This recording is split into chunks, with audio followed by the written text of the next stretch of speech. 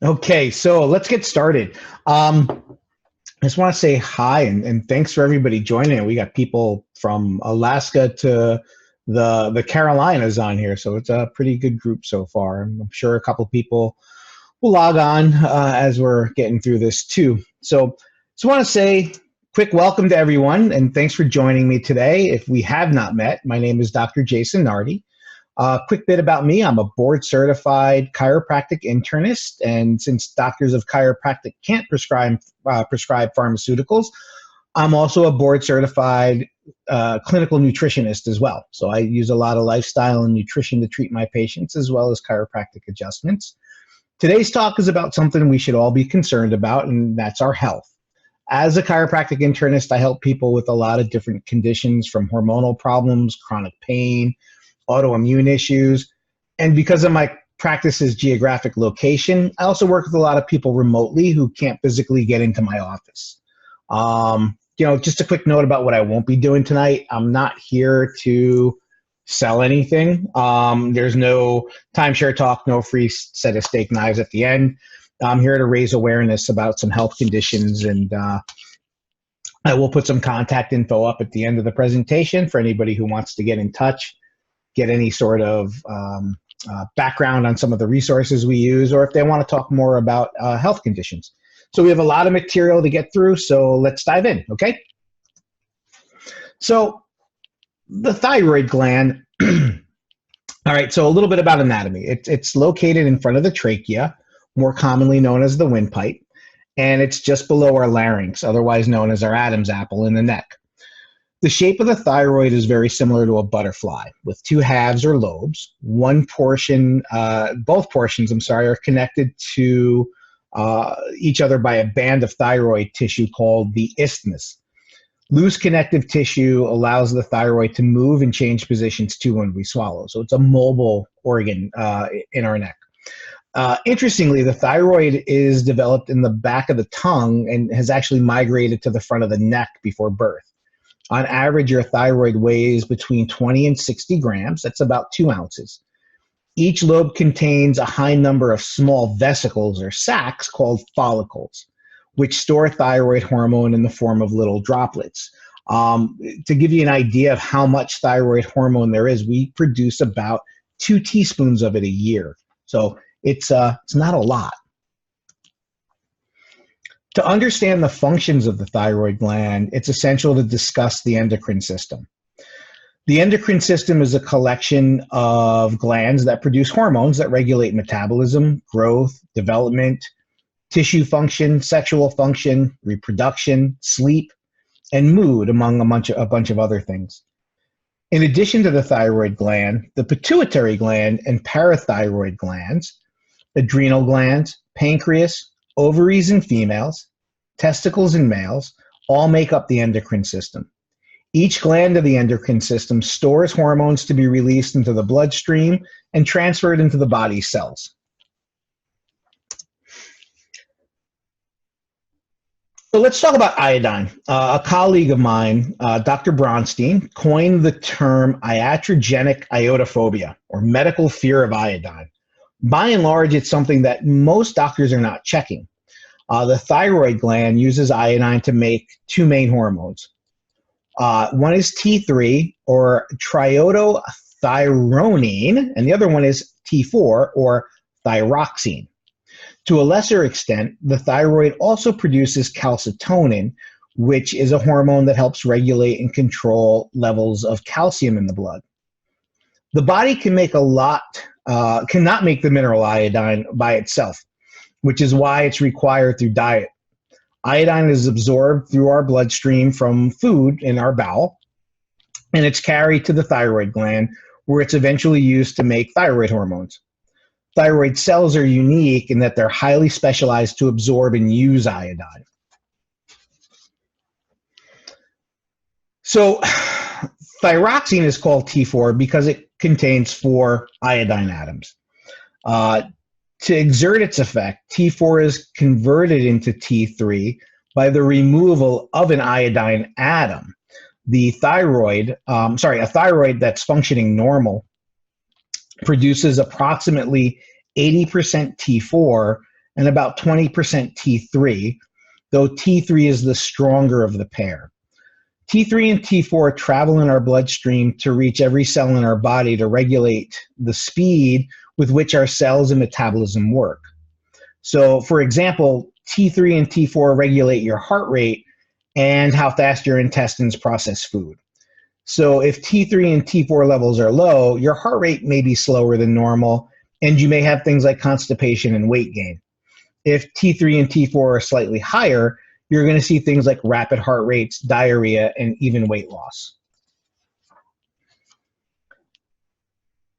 So the pituitary gland and hypothalamus both control a lot of things in our body, including the thyroid. When the thyroid hormone levels drop too low, the hypothalamus, located at the base of the brain, secretes a hormone alerting the pituitary gland to produce thyroid-stimulating hormone, or TSH, something most everybody's seen on their annual physicals. The thyroid responds to this chain of events by producing more hormones.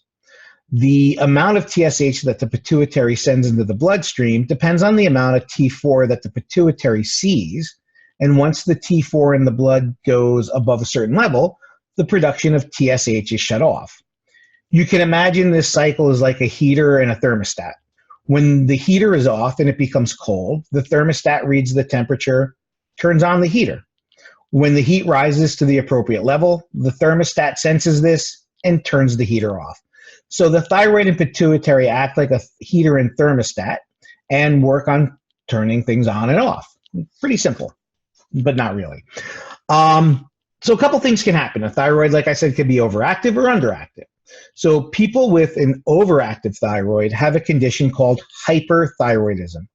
Excess amounts of T3 and T4 are produced and released, causing disruptions throughout the body.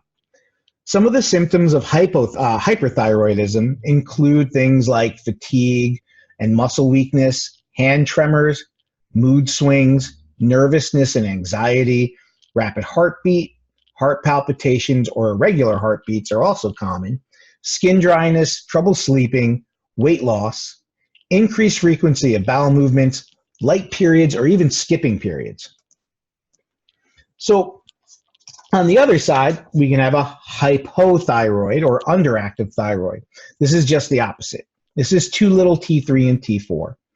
Approximately 10 million Americans are likely to have this common medical condition. In fact, as many as 10% of women may have some degree of thyroid hormone deficiencies. Symptoms of hypothyroidism include fatigue and weakness, weight gain or an increased difficulty losing weight, coarse dry hair, dry, rough, pale skin, hair loss, cold intolerance. And what that basically means is you're the coldest person in the room and can't tolerate temperatures like other people around you. Muscle cramps or frequent muscle aches, constipation, depression, irritability, memory loss, abnormal menstrual cycles, and even decreased libido. Several conditions result from the abnormal function of the thyroid. In addition to hyper and hypothyroidism, the following conditions can also occur. One is a goiter. This is a large bulge in the neck. A toxic goiter is associated with hyperthyroidism, while non-toxic goiter is also known as simple or endemic goiter, and this is usually caused by iodine deficiency. The other is thyroiditis, which is an inflammatory condition of the thyroid, and this is associated with both hyper and hypothyroidism. Inflammation can cause the thyroid cells to die, making the thyroid unable to produce enough hormones to maintain the body's normal metabolism. There are 5 types of thyroiditis, and the treatment is specific to each. The other one is thyroid cancer. It's relatively common, and long-term survival rates are pretty excellent. Thyroid cancer can affect anyone at any age, though women and people over 30 are most likely to develop the condition. So what's the thyroid do, right? So as you know, the thyroid gland is where the production and secretion of the hormones T3 and T4 take place. But what are the actual functions of the thyroid? Well, it's responsible for regulating the body's metabolic rate, as well as heart and digestive function, muscle control, brain development, mood, and bone maintenance. Its correct functioning depends on having a good supply of iodine from the diet as well.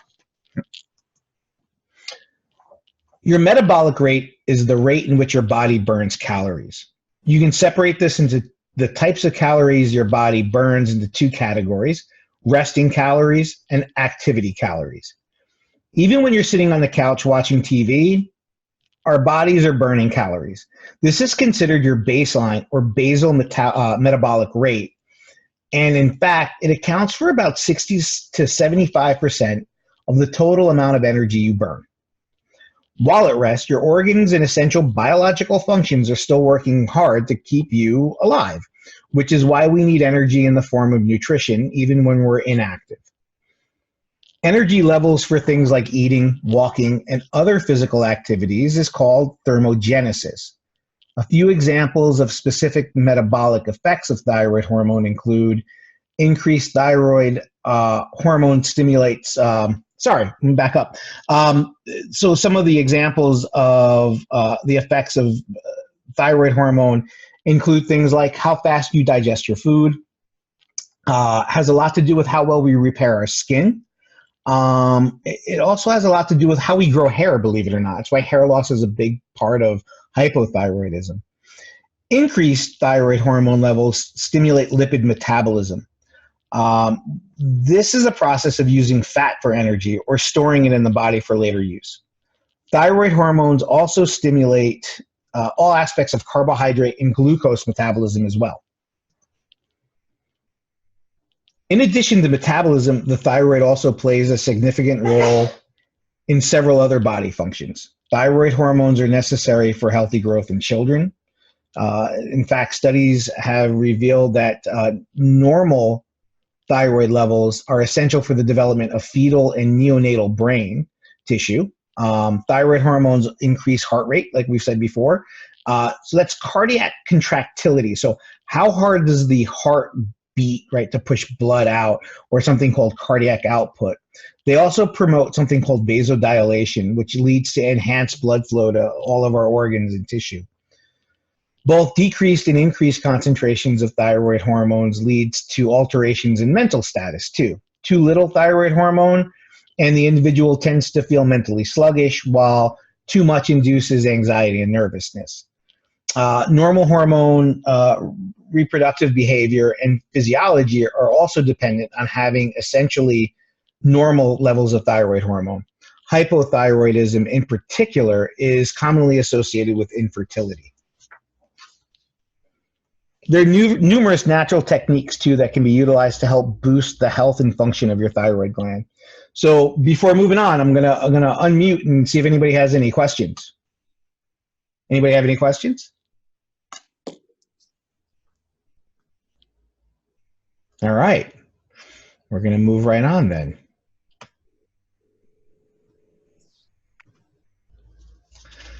Okay, so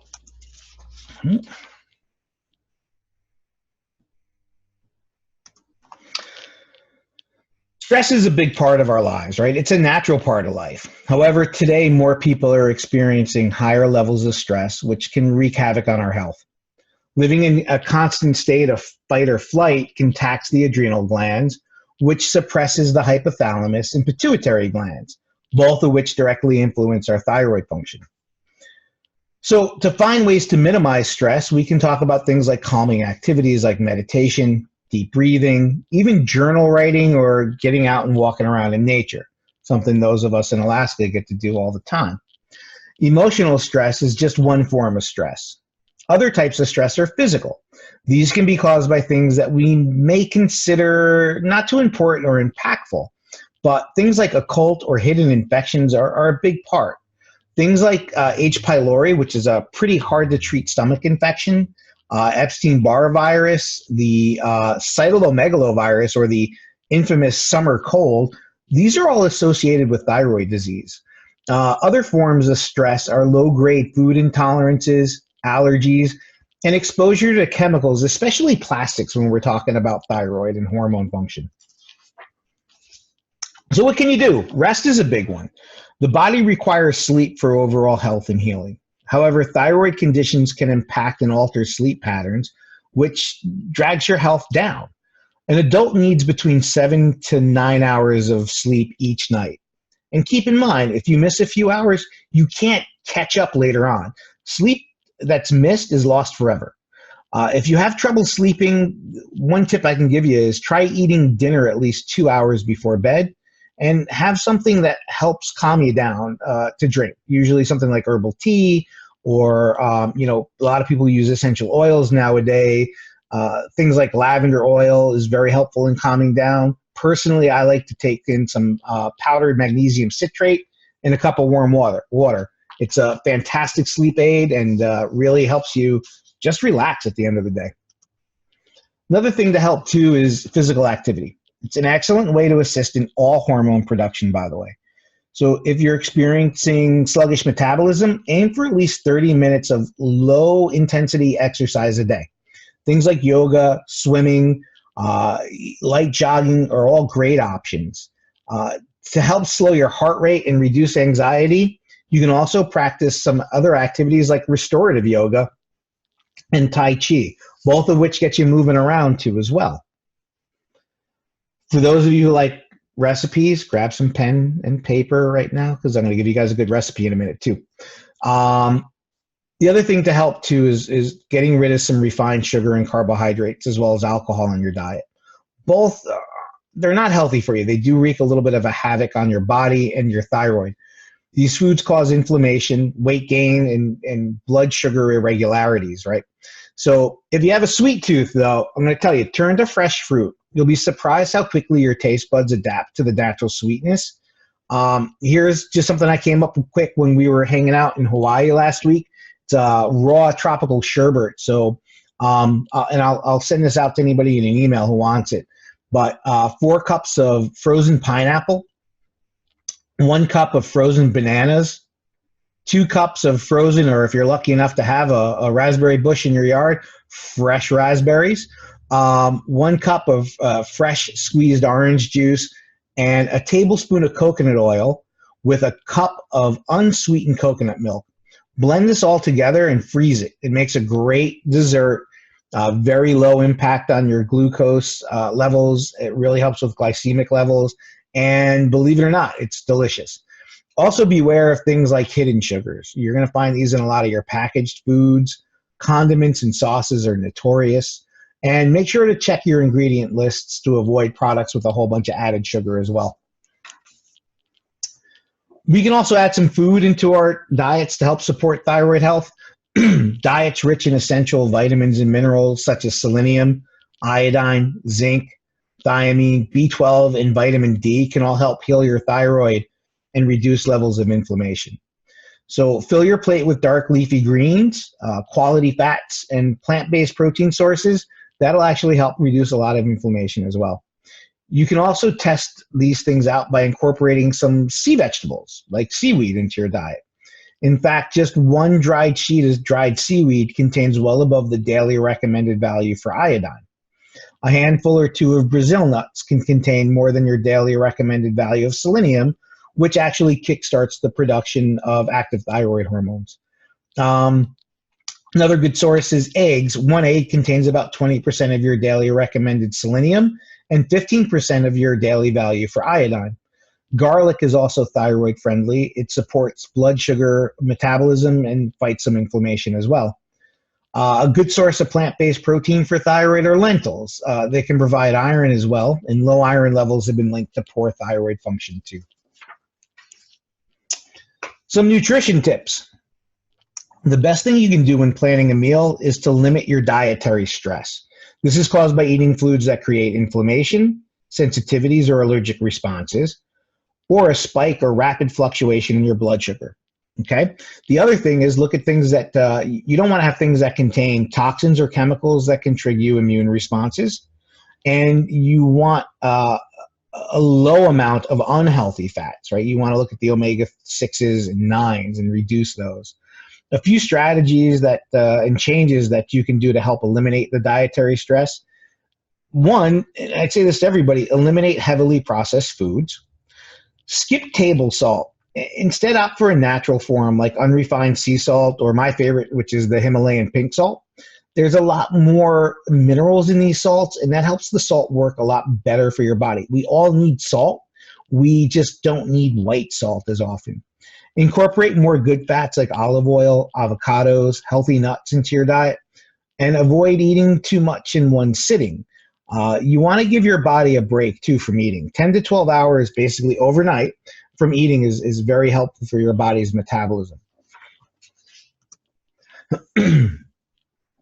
So, according to the National Institutes of Environmental Health Sciences, endocrine disruptors are chemicals that can interfere with the body's endocrine system and produce adverse developmental, reproductive, neurological, and immune effects in both humans and wildlife.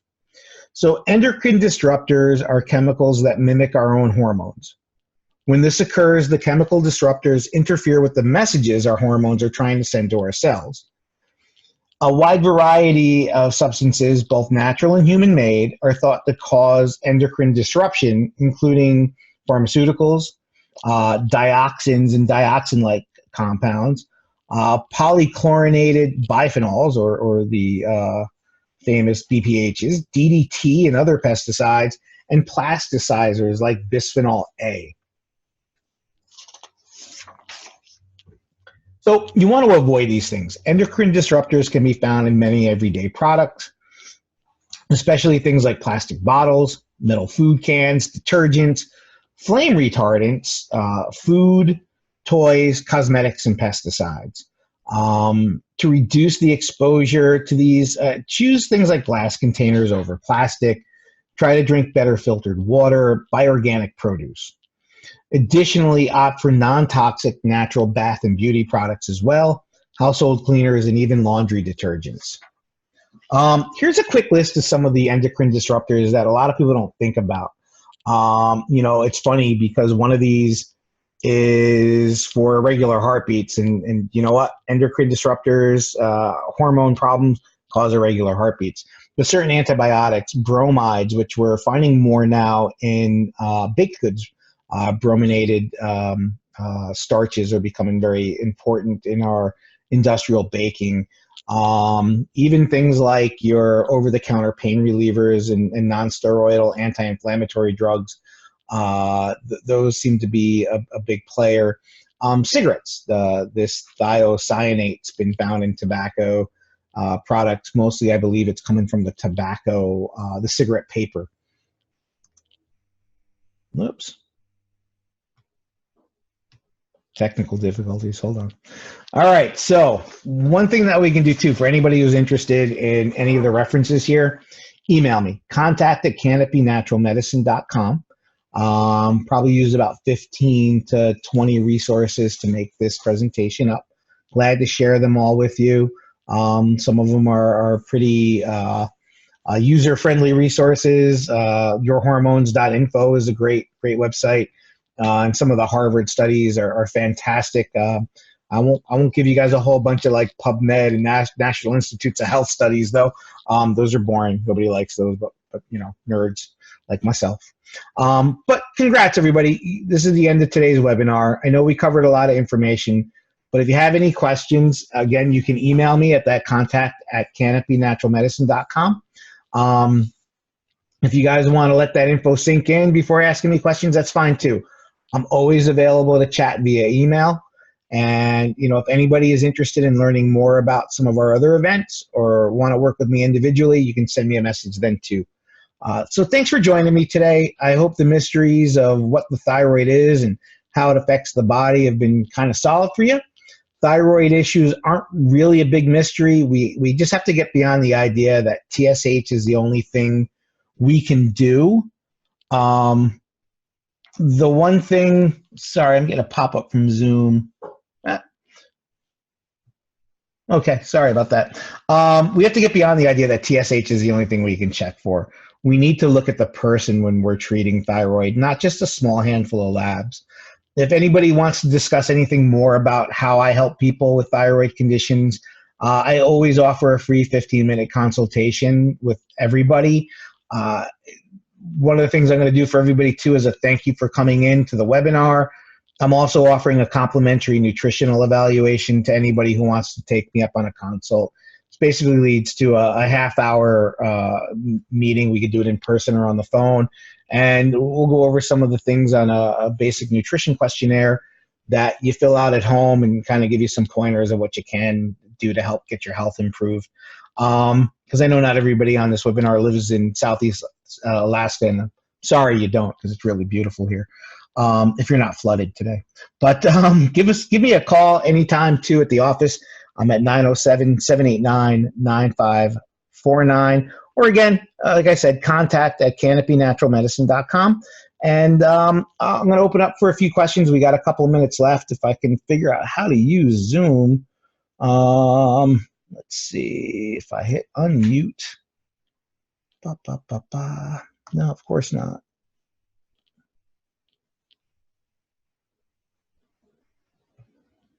There we go. Hi. Sorry, anybody have any questions? No. All right. Other than leafy greens, are there other specific foods that we should be adding into our diets in terms of thyroid health? Yeah, like the big one that I see a lot of help with, a lot of my thyroid patients are low on selenium. Selenium is the big push to start using thyroid hormone in the thyroid gland. Brazil nuts are probably the easiest way to get selenium. They're also loaded with some really good healthy fats as well. There's a couple leafy greens that you want to avoid with hypothyroidism. Kale's a big, a couple of years ago, everybody was making kale chips and eating kale like crazy. But kale actually reduces your uptake of iodine in the thyroid. So some leafy greens are what are known as goitrogenic foods. If anybody wants to, I can definitely send you a list of those via email. There's quite a few other foods that can affect the amount of thyroid hormone that's produced. But I would basically say things like spinach are really good. Romaine lettuce seems to have a pretty decent effect, and it's pretty easy to get people to get on board with lettuces. I've seen some people who just don't like leafy green vegetables, and that seems to be one that they'll tolerate all the time.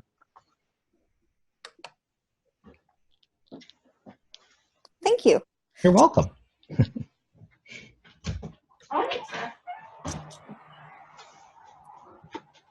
Anybody else? There's a question in the chat about taking iodine. Oh, hold on. Let me see if I can figure out how to open up my chat. Bear with me. First time using Zoom. It says, thank you. Should be taking iodine daily. And how do you know how much we need to be taking? So one easy way of figuring out how much iodine you need is there's a simple home test you can do. You can get a bottle of iodine, the stuff you used to use for cuts as a kid, and paint a little 2x2 square on a part of your skin where there's no hair. Two great places are on the side of your belly or on the inside of your forearms. Most of us don't have any hair on the inside of our forearms, and our flanks are pretty open, especially with us guys.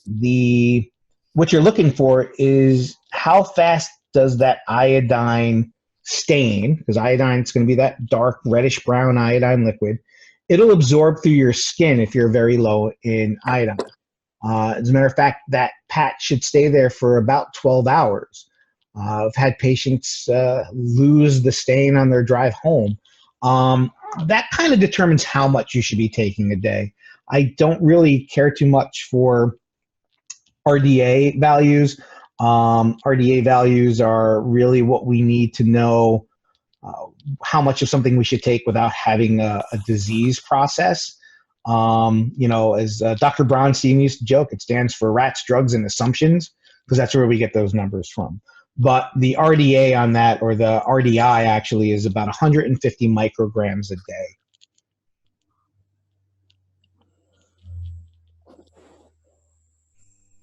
All right, awesome. If nobody else has any more questions, I'm going to say thanks again for coming in, and I hope you guys have a wonderful day or evening, depending on where you are, and keep an eye out for our next presentation.